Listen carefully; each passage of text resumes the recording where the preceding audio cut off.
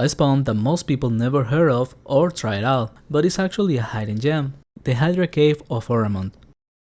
To get to this spawn, you just need to head into Oramond West and go down the hole here. No special access required, but you need to be able to run through the monsters on the way. This spawn consists of only Hydras and Bug Riders on almost 1-to-1 distribution, so if you choose to hunt for Charming, then you will be finishing both bestiary at the same time, which is probably one of the main reasons to come, but there is more than that. First of all, on an EK level 145 with the skills 91 and full imbuements, I was doing on average 900k of raw experience. However, this cave has two massive floors, and both Hydras and Bug Riders take extra physical damage, which means this gets much better with better skills and even better levels.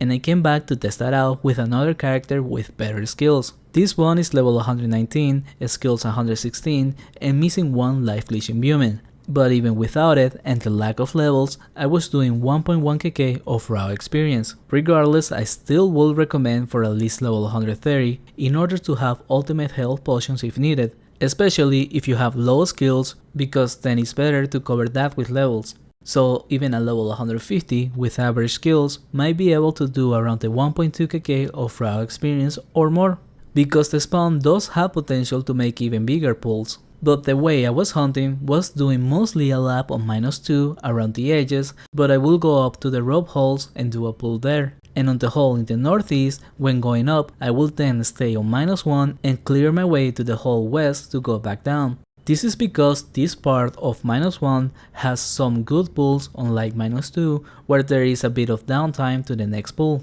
And hunting like this was enough for me, but keep in mind it's still possible to make some bigger lures, especially on -1, but that's not necessarily going to make it better. Because of the paralyze, you might spend too much time moving the monsters to connect pulls, which is why the most I did will be 5 to 6 monsters, since that's about the maximum that you can find close to each other. But of course, I also could not get myself surrounded at this level, because I will die, since it is already pretty difficult as it is. Besides the experience, there is also the possibility of tasking the Hydras for the killing in the name of quest, but also you can work on Oramond points while hunting here, because across the entire cave you will find peppermint bells. By clicking on them, you pick up blue pollen, or you might fail and get drunk for a few seconds instead. So if you decide to do them while hunting, make sure to bring a Devouring Ring for when you get drunk. And by every 15 blue pollen you collect, give them to Barnabas in Oramond for 1 botting point.